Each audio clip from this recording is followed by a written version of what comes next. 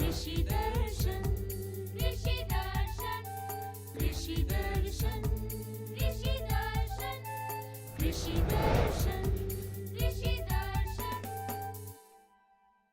जोहार। कृषि दर्शन में आप सभी का हम तहे दिल से स्वागत करते हैं। और जतरू भाई बटले हुए किसान भाई बहुत बहुत जोहार और मनकर कार्यक्रम में स्वागत है। और साथ ही साथ स्वागत के बाद हम आपके लिए लेकर आते हैं ढेर सारी जानकारियाँ। आज भी जानकारी है, लेकिन हमारे मन सबसे पहले देख ले थे कृषि समाचार। नमस्कार, दीपावली की ढेर सारी शुभकामनाओं सहित कृषि समाचार में आपका स्वागत है। मैं हूं किरण। आइए देखते हैं आज कृषि समाचार में क्या है खास। राज्य के मछली पालकों के लिए लागू है मत्स्य फसल बीमा योजना। अरहर फसल को फल छेदक कीट से बचाने के लिए करें मोनोक्रोटोफॉस दवा का उपयोग। फूल गोभी के बेहतर उत्पादन के लिए लगाएं उन्नत प्रभेद दीपाली। अब समाचार विस्तार से। मछली पालन के विकास के लिए मत्स्य विभाग झारखंड सरकार द्वारा कई कल्याणकारी योजनाएं चलाई जा रही हैं। इनमें से एक है मत्स्य फसल बीमा योजना। इस योजना के तहत राज्य में मछली फसल का बीमा करने के लिए प्रीमियम की आधी राशि का वहन राज्य सरकार द्वारा और आधी राशि का वहन स्वयं लाभुक द्वारा किया जाएगा। जितना महत्वपूर्ण विभिन्न फसलों का बेहतर उत्पादन करना होता है, उतना ही महत्वपूर्ण होता है भंडारण की व्यवस्था करना। इसी उद्देश्य को सामने रखकर झारखंड सरकार की ओर से खाद्यान्न भंडारण के लिए 2500 मीट्रिक टन क्षमता के 36 गोदाम, 1000 मीट्रिक टन क्षमता के 40 गोदाम और 100 मीट्रिक टन क्षमता के 250 गोदामों का निर्माण किया गया है। अरहर फसल में इस समय फल छेदक कीट का प्रकोप बढ़ जाता है। किसान भाई अपने अरहर फसल को इस कीट से बचाने के लिए मोनोक्रोटोफॉस दवा से बने घोल का छिड़काव करें। इसमें 8 से 10 दिन बाद इंड्रोस्कार्ब दवा से बने घोल का छिड़काव करें। अरहर फसल में अभी फूल और फल लगने का समय आ गया है। फली बनने पर फली छेदक कीट उत्पादन पर बुरा असर डाल सकते हैं।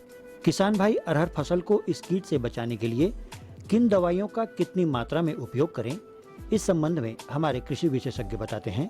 किसान भाइयों, अरहर की जो जल्दी तैयार होने वाली किस्में हैं वो आपके खेत में लगी हैं, उसमें अभी समस्या आ रही है फली छेदक कीट की। फली छेदक कीट से बचाव के लिए मोनोक्रोटोफॉस दवा 1 लीटर पानी में 1.5 से 2 मिलीलीटर ये मोनोक्रोटोफॉस दवा का छिड़काव बड़ा ही आवश्यक है अभी। और उसके 8 से 10 दिन के अंतराल पे इंडोक्साकार्ब एक दवा है जो बड़ा ही कारगर है। वो आधा ml दवा 1 लीटर पानी में मिला करके उसका छिड़काव करें तो समस्या से निजात मिलेगी। अन्यथा फली छेदक कीट हमारे फसल को काफ़ी प्रभावित कर रहे हैं, तो इस पे ध्यान दें। राज्य के किसान इस मौसम में अगर फूल गोभी की खेती करना चाहते हैं तो उन्हें इस फसल के बेहतर उत्पादन के लिए उन्नत प्रभेदों के चयन करने के लिए हमारे कृषि विशेषज्ञ की सलाह है। किसान भाइयों, अक्टूबर-नवंबर में पूसा आगात और पूसा दीपाली प्रजाति फूलगोभी का उपयोग करें, लगावे, जिससे कि ज़्यादा से ज़्यादा उनको लाभ हो सके। जो किसान धान की खेती कर रहे हैं वे अपने खेतों से खरपतवार निकालने के लिए पावर वीडर का उपयोग करें। ये कोनो वीडर जापानी पैडी वीडर की तुलना में कम समय में ज्यादा काम करने की क्षमता रखता है। आज कृषि विशेषज्ञ की सलाह में हम जानेंगे कि अभी धान खेत में जल जमाव होने पर क्या किया जाए। किसान भाइयों, जैसे आप देख रहे हैं कि अभी हुदहुद का प्रकोप यहाँ पर देखा जा रहा है और असमय वर्षा हुई है, तो इसका लाभ भी उन खेतों में मिल रहा है जिसमें धान खड़ी है और अभी फूल की अवस्था में है या दूध की अवस्था में है। लेकिन वैसे खेतों में जहाँ पर धान पक गया है या पक रहा है, उसके खेतों से पानी जरूर निकाल दे, जिससे जल्द से जल्द धान पक के तैयार हो जाए और कटनी के बाद नीचे जब गिराएं तो उसमें नमी नहीं लगे और धान आपका घर सही सलामत आ जाए। इसलिए खड़ी फसल जो पक गया है धान, उसमें निश्चित रूप से पानी निकाल दें कि जल्द से जल्द वह पक जाए और कटने के लिए तैयार हो जाए। और अब एक नजर राज्य के 5 प्रमुख शहरों के मौसम के मिजाज पर। आज राज्य के 5 प्रमुख नगरों के अधिकतम और न्यूनतम तापमान कुछ इस प्रकार दर्ज किए गए। रांची का अधिकतम तापमान 29 डिग्री सेल्सियस और न्यूनतम 15 डिग्री सेल्सियस। जमशेदपुर का अधिकतम तापमान 31 डिग्री सेल्सियस और न्यूनतम 18 डिग्री सेल्सियस। मेदिनीनगर का अधिकतम तापमान 31 डिग्री सेल्सियस और न्यूनतम 18 डिग्री सेल्सियस। देवघर का अधिकतम तापमान 31 डिग्री सेल्सियस और न्यूनतम 20 डिग्री सेल्सियस। वहीं धनबाद का अधिकतम तापमान 30 डिग्री सेल्सियस और न्यूनतम 20 डिग्री सेल्सियस दर्ज किया गया।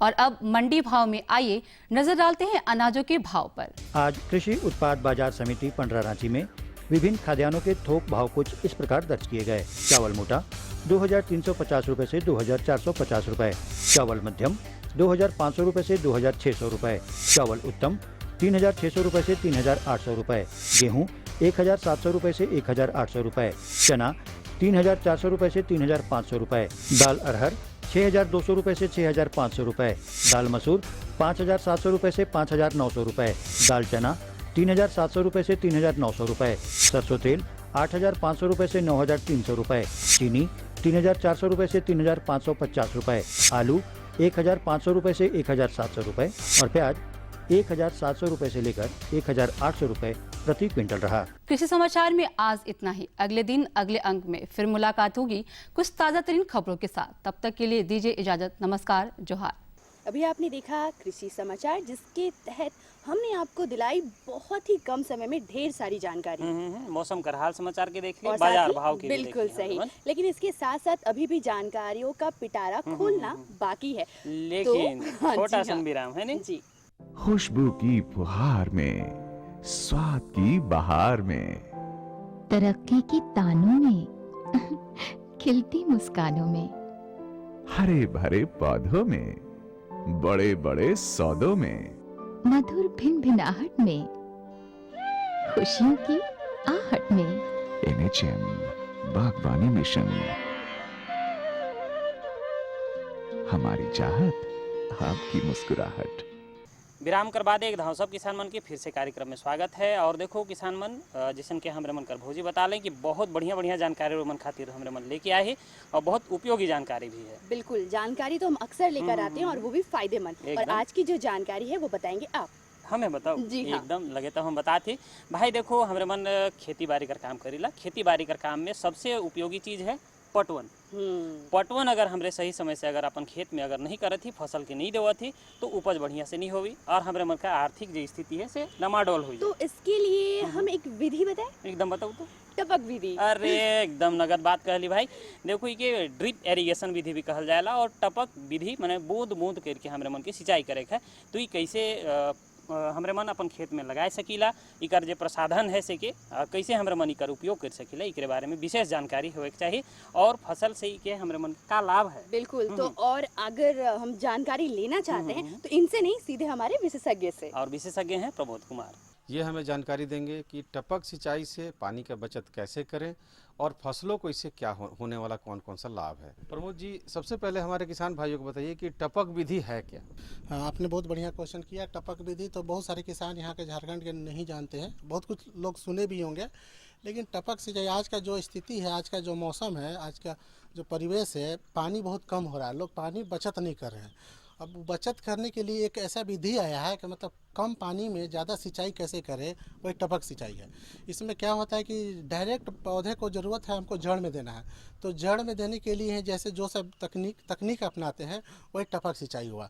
लगातार पानी आपको जड़ में मिल रहा है, हमको पानी को धोना नहीं है, पानी को नहलाना नहीं है, हमको जड़ में देना है जो ज़रूरत है, यही टपक सिंचाई हुआ। लगातार मतलब एक कुछ ऐसा सिस्टम लगा के उसमें पौधे की जड़ में पानी देते हैं, उसी को लगातार पानी देते हैं, उसी को हम लोग टपक सिंचाई कहते हैं। मतलब इसको टपक सिंचाई के लिए कौन कौन से चीज़ों की आवश्यकता पड़ेगी और हमारे किसान भाई कैसे फसल के पौधों तक इसको पहुंचाएंगे। किसान भाई इसके लिए एक मतलब अगर किसान भाई के पास अगर पंप सेट हो तो उसके द्वारा जोड़ के, अगर कुआं हो उसमें लगा के उसको पाइप के द्वारा जड़ों में मतलब पानी पहुंचाया जा सकता है। उसमें क्या होता है कि डीजल इंजन चाहिए, आपका मेन पाइप चाहिए और लेटरल पाइप चाहिए और एमीटर चाहिए। तो मेन आपका डीजल पंप से जोड़ के मेन पाइप को जोड़ के और उसको आप लेटरल पाइप जोड़ के उसको लगा सकते हैं। डीजल पंप आप कुएं के पास जोड़ दीजिए। उसके बाद क्या कीजिए कि उसमें इसमें क्या है कि फर्टिलाइज़र टैंक भी लगाया जाता है, सैंड फिल्टर भी लगाया जाता है, जिससे कि फर्टिलाइज़र फिल्टर लगाने से क्या होता है कि आप उसमें डायरेक्ट, जो कि किसान में क्या करते हैं कि खेत में वो जाते हैं छिड़क के देते हैं, तो उसमें क्या होता है कि टाइम लगता है। इसमें क्या होता है कि फिल्टर में मिला के अपना दे देंगे तो डायरेक्ट इस्तेमाल करके उसमें लगा के उपयोग कर सकते हैं। कहने का मतलब कि इसके लिए एक बहुत बड़ी टंकी की आवश्यकता होगी जिसमें वो पानी स्टोर करेंगे कुएं से निकाल कर। उसके बाद अगर किसान भाई पाइप के सहारे हर एक पौधे तक उसको ले जाएंगे ना। हाँ, आपने बहुत बढ़िया क्वेश्चन किया। अगर वो क्या कर सकते हैं किसान भाई, अगर इसको कनेक्शन करके मतलब डायरेक्ट डीजल पंप से डायरेक्ट भी मतलब डायरेक्ट पानी को पौधे की जड़ तक पहुंचा सकते हैं, या तो किसान भाई एक छोटा सा 1000 लीटर का टंकी लेकर वो उसको एक मचान बना के बांध देंगे, ऊपर में लगा देंगे, उसमें एक मेन पाइप जोड़ के फिर लेटरल पाइप लगा के आई मीटर की सहायता से पौधे की जड़ तक पहुँचा सकते हैं। ये है कि एक बार पानी भर देंगे टंकी में और उसको चालू कर देंगे, वो अपना धीरे धीरे पानी जाते रहेगा। अगर आपके पास डीजल पंप है तो उसको कुएं से जोड़ दीजिए और डीजल पंप को चालू कर दीजिए तो वो आपका खेत में जाएगा। वो मतलब बहुत ज़्यादा क्षेत्र के लिए करने के लिए, छोटे किसान के लिए वो क्या करेंगे कि वो अपना टंकी लगा दे, 1000 लीटर का टंकी लगाकर उस पर जोड़ के उससे कर सकते हैं जी। अगर आपने बताया कि उर्वरकों को भी इसमें प्रयोग किया जा सकता है, तो उर्वरक के लिए हमारे किसान भी कैसे प्रयोग करेंगे? हाँ, इसमें आपने बढ़िया क्वेश्चन किया। इसमें एक उर्वरक टैंक होता है, जैसे सैंड फिल्टर एक टैंक होता है, उसी तरह उर्वरक टैंक भी उसके साथ वो एक बाईपास में लगा रहता है। जब आपको ज़रूरत है खेत में खाद देना तो जो हाथ से छिड़क देते हैं वो देने की ज़रूरत नहीं। उस टंकी में क्या कीजिए कि आपको खाद को मिला देना है। खाद को मिला दीजिएगा तो वो क्या होगा कि वो उसमें मिक्स होकर पानी के साथ वो चला जाएगा और जड़ में गिरते जाएगा। इसमें क्या है कि फ़ायदा होगा कि आपका वो खाद की बर्बादी कम होगी और जितना ज़रूरत है उतना ही जाएगा। कहने का मतलब अगर हमारे किसान में जो सीधे जड़ों में जो खाद डालते हैं और उसकी मात्रा थोड़ा कम बेसी होती है, तो सीधे टंकी में अगर खाद को बना देंगे और सीधे पानी से, तो वो खेतों में चला जाएगा। इसी बात को आप कहना चाहते थे? हाँ, आपने सही बोला कि उसमें इसी तरह हम क्या करेंगे, खाद को मिला देंगे तो चला जाएगा। और एक चीज़ बताना चाहते हैं किसान भाइयों को कि खाद के साथ साथ वो क्या चाहते हैं कि जैसे पौधे में कीड़ा लग रहा है तो किसान भाई क्या करते हैं कि स्प्रेयर का यूज करते हैं और ऐसे कोई चीज़ से ऐसे भी छिड़क देते हैं, तो उसमें क्या होता है कि दवा की बर्बादी होती है। लेकिन इस विधि में ऐसा है कि आप टंकी लगा देंगे, वो दवा छिड़कने वाले वो एक टंकी होती है, तो क्या तो टंकी में क्या होता है कि वो टंकी लगा दी, उसमें आपको जितनी दवा डालना दवा करके मिक्स कर दिए और उसके अनुसार वो दवा धीरे धीरे वो जड़ में चला जाएगा। और इसके अलावा टपक विधि से और कौन कौन से लाभ होते हैं? जी, इससे टपक विधि से बहुत सारे लाभ है। पहला नंबर कि आपकी पानी की बचत होगी, जो कि पानी की बचत होगा 70 से 80% पानी की बचत हो जाए, जिससे कि आप और अधिक क्षेत्र में 1.5 से 2 गुना क्षेत्र में आप मतलब सिंचाई कर सकते हैं। ये चीज़ हो सकता है 1.5 से 2 गुना क्षेत्र में। आप इससे ये है कि आप कैसा भी ज़मीन हो, आपको खेत की तैयारी करने की जरूरत नहीं। आपको उबड़ खाबड़ ज़मीन है, पथरीला ज़मीन है, बलुआही मिट्टी है, किसी तरह का ज़मीन, हर तरह के ज़मीन में आप इसको यूज कर सकते हैं। आप इसको एक तरह से परमानेंट लगा भी सकते हैं और इसको क्या कर सकते हैं कि मतलब उसको उखाड़ के हटा भी सकते हैं, जब ज़रूरत पड़े तब यूज कर सकते हैं। आप इसको मतलब ज़्यादातर इसको बागवानी में ही यूज होता है, जैसे आम, लीची, अंगूर, सेब, केला, ये सब जो है उस सब में यूज कर सकते हैं। अब अगर कहीं भी पहाड़ी इलाका है आपका, अगर 60% है मतलब ढलुआ है 60%, उससे ज़्यादा नहीं होना चाहिए, नहीं तो 60% ढलुआ ज़मीन है तो उस पर आप यूज कर सकते हैं। और जैसे कि मान लीजिए कि अगर हमारे किसान भाई बैगन लगाए हुए हैं और या लत्तेदार सब्जियां लगाए हैं, तो उसमें भी इसका प्रयोग किया जा सकता है? हाँ, क्यों नहीं किया जा सकता। अगर बैगन लगाए तो बैगन तो ठीक है, अगर लाइन में लगाए तो ठीक है। अगर लत्तेदार लगाए तो उसको क्या करें कि कम से कम ऊपर में मचान थोड़ा सा बांध दे, क्योंकि वो दिक्कत न करे पाइप में, तो नीचे पाइप लगा के वो लाइन से वो चला जाएगा, वो कोई दिक्कत नहीं, उसमें कोई दिक्कत नहीं कोई। इसके अलावा टपक विधि से और कौन कौन से लाभ होते हैं? लाभ तो आपको बहुत सारे बता दिए, लेकिन इसमें कुछ हम किसान भाई को कुछ समस्याएं आती है। क्या कि ये थोड़ा सा महंगा चीज़ है, तो महंगा सब किसान नहीं कर सकते। तो ऐसे क्या, जैसे आपका उद्यान विभाग है, उसमें जाके किसान भाई वहाँ पे अनुदान मिलता है। तो क्या किसान भाई क्या कर सकते हैं, वहाँ जाके मिल के अपना अनुदान जो होगा, अनुदान करीब करीब 50% या 75% जो भी अनुदान मिलेगा, इससे उनको सहूलियत हो जाएगी और वो किसान भाई लगा सकते हैं और ये सब चीज़ें कर सकते हैं। अगर इसमें थोड़ी सी दिक्कतें आती कि किसान भाइयों को कोई होता है कि जानकारी नहीं होती इसमें, मतलब उनको जानकारी नहीं रहती, तो क्या करेंगे कि इसके लिए अपने जगह पे कोई भी जैसे कृषि विज्ञान केंद्र या और जो कोई भी जगह वहाँ से जाके ट्रेनिंग लेके वो अपना वो कर सकते हैं। हाँ किसान भाइयों, बिल्कुल ये सरकार की ओर से एक योजना है जो कि आपको टपक विधि या पानी की बचत के लिए, क्योंकि झारखंड में यही एक बहुत बड़ी गंभीर समस्या है कि पानी की अभाव बहुत है और बिना पानी का खेती का कल्पना भी नहीं किया जा सकता है। यूं ही कहें कि हमारा जीवन भी पानी के बगैर अधूरा है। तो आप सीधे तौर पर समझ लीजिए, टपक विधि में सरकार की तरफ से योजना है कि आप इसको लेके और कृषि विज्ञान केंद्र से आप प्रशिक्षण लेके इसको लगाकर अपने खेतों में बहुत सारा अच्छे तरीके से खेती कर सकते हैं।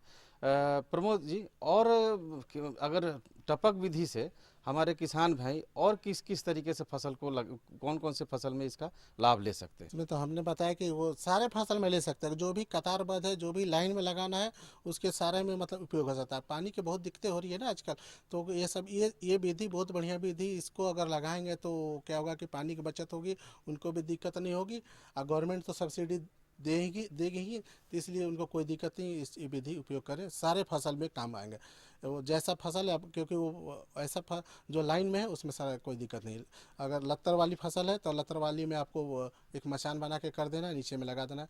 इसका उपयोग आप ग्रीन हाउस में कर सकते हैं, पॉली हाउस में कर सकते हैं, ये सब चीज़ में कर सकते हैं। पानी का बचत भी होता है और साथ में इसका बहुत सारे लाभ भी हैं। प्रमोद जी, आप हमारे कार्यक्रम में आए, इसके लिए आपका बहुत बहुत धन्यवाद। धन्यवाद किसानों और किसान भाइयों, इसी के साथ लेते हैं विदा। जोहार। बहुत ही अच्छी जानकारी आज हमने आप सभी को दिलाई, क्योंकि जल जैसे कि बहुत ही महत्वपूर्ण है हम सभी के लिए, जल ही जीवन है। तो किस तरह से हम अपने खेती बाड़ी में इसका सही उपयोग कर सकते हैं। रहो बहुत बकर कर थी। और दूसरा संदेश है भाई कि यह संदेश है कि हमारे मन पानी का बचत कैसे करब और सिंचाई कर व्यवस्था हमारे मन कैसे करब टपक विधि से, इसके बारे में छोटा सा संदेश। टपक टप टप टपक टप टप टपक टप टप टपक टप टपक टप टप टपक टप टपक टप टप टपक टप। ये टपक टप टप क्या है? ये है किसानों के जीवन में समृद्धि और खुशहाली लाने का आसान उपाय। कैसे? पानी की एक एक बूंद बचाइए, फसलों की सिंचाई के लिए टपकन विधि और स्प्रिंकलर सिस्टम अपनाइए, यानी कि टपक टप टप से खेतों में हरियाली लाइए और जीवन में खुशहाली। टपक टप टप? हाँ भाई हाँ, ये है सूक्ष्म सिंचाई पद्धति। इसमें 50% तक पानी के साथ साथ उर्वरकों की बचत होती है। वाह भाई, ये तो कमाल हो गया। एक कमाल और, वो क्या? इसके लिए सरकार द्वारा अनुदान भी मुहैया कराया जा रहा है, साथ में ऋण की सुविधा भी उपलब्ध है। अब समझ में आया टपक टप टप। भाई आज तो हमने बहुत सारी अच्छी सी जानकारी दी, लेकिन अभी भी एक जानकारी देना बाकी है। और देखो किसान मन अब धान कर फसिल जो है अब काटे कर व्यवस्था करत हैं, संगे संगे इकर में बहुत सारा एखन भी ध्यान देवे वाला बात है, है ना? अभी क्या ध्यान देने की बात है? खराब जो धान कर जो फसिल है उकर में बहुत तरह कर देखभाल करना है। मतलब कि अगर मान लो कोनो किस्म का रोग दुख अगर हो जाते, पानी कर व्यवस्था करना है, मेड़ बांधे है, पानी का समुचित व्यवस्था खेत में होना बहुत जरूरी है। तो ये सब बात ऊपर ध्यान मुझे लगता है कि जल्दी से ले लेनी चाहिए जानकारी। एकदम। और देखो हमारे मन संगे विशेषज्ञ जुड़ल हैं, आओ इनकर से हमारे मन जानकारी करत है। किसान भाइयों नमस्कार, कृषि दर्शन के इस कार्यक्रम में आपका स्वागत है। किसान भाइयों, कृषि दर्शन की टीम आज कृषि विज्ञान केंद्र बानो सिमडेगा आई हुई है, जहां आज हम बात करेंगे खड़ी धान फसल की देखभाल के बारे में। डॉक्टर साहब, जैसे आज का हमने विषय लिया है खड़ी धान की फसल की देखभाल के बारे में, तो आप हमारे किसान भाइयों को बताएं कि खड़ी धान की फसल में किस प्रकार वो उचित देखभाल कर सकते हैं।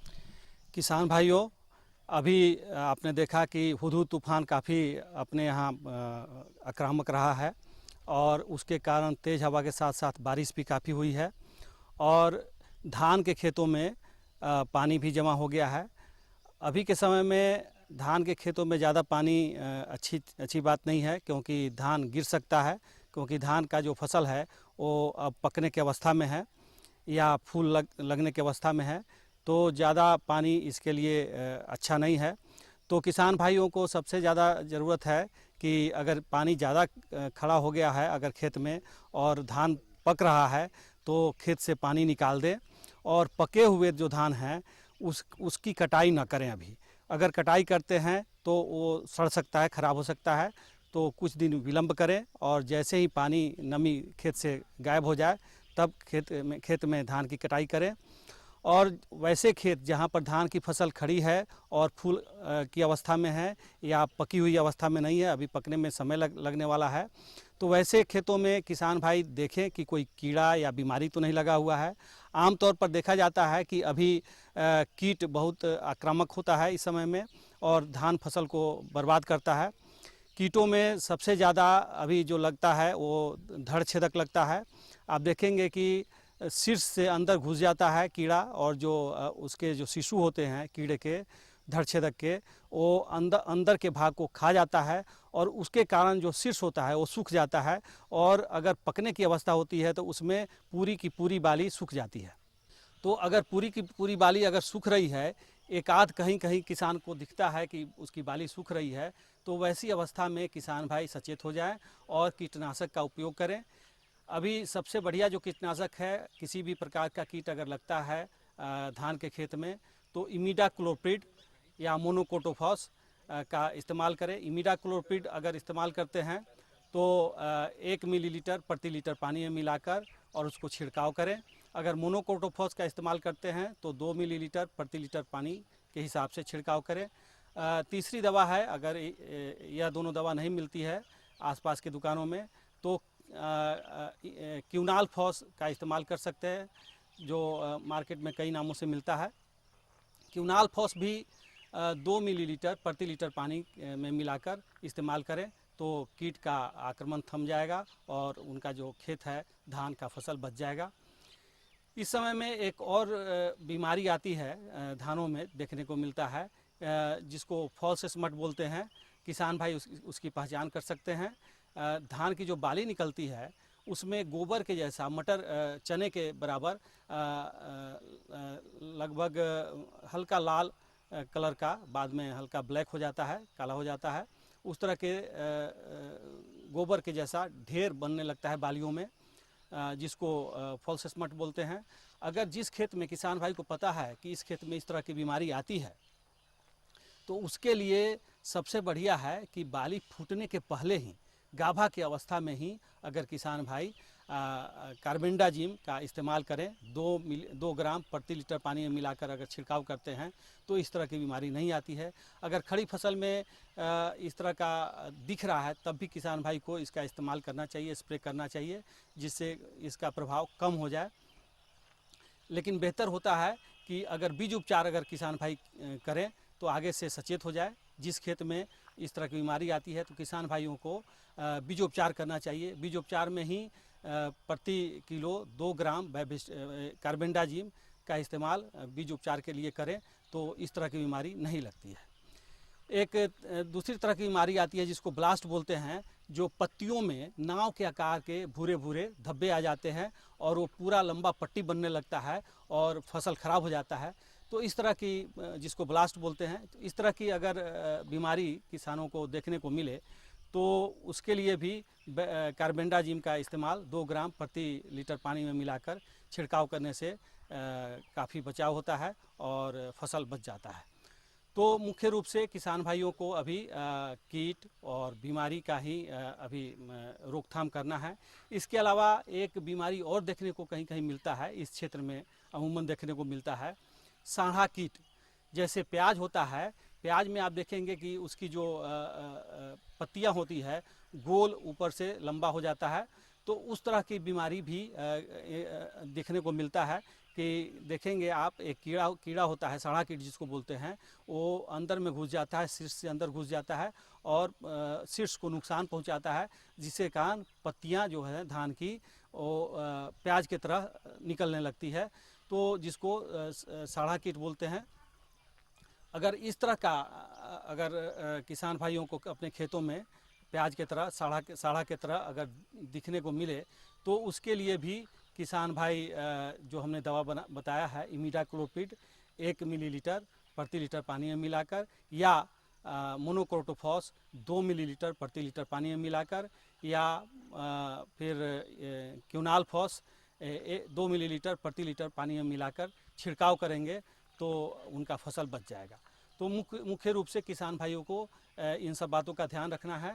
और जब फसल पकने लगे तो चूँकि अभी मौसम असमय वर्षा हुई है तो किसान भाई बिल्कुल ध्यान रखें कि खेत में जब कटाई करना हो तो खेत में पानी न लगे, पानी सूख जाने पर कटाई करें। और कटाई करने के बाद खेत में 2 दिन के लिए 3 दिन के लिए फसल को रहने दे कटाई करके कि सूख जाए, और तब फिर बंडल बनावें और बंडल बनाकर खलिहान में लावें और उसकी फिर दौनी करके झड़ाई करके फिर उसको फिर से सूखने के लिए थोड़ा सा रखें। और जब थोड़ा सा नमी कम हो जाए, उसमें 10-11% के करीब में नमी जब आ जाए तब उसका भंडारण करें।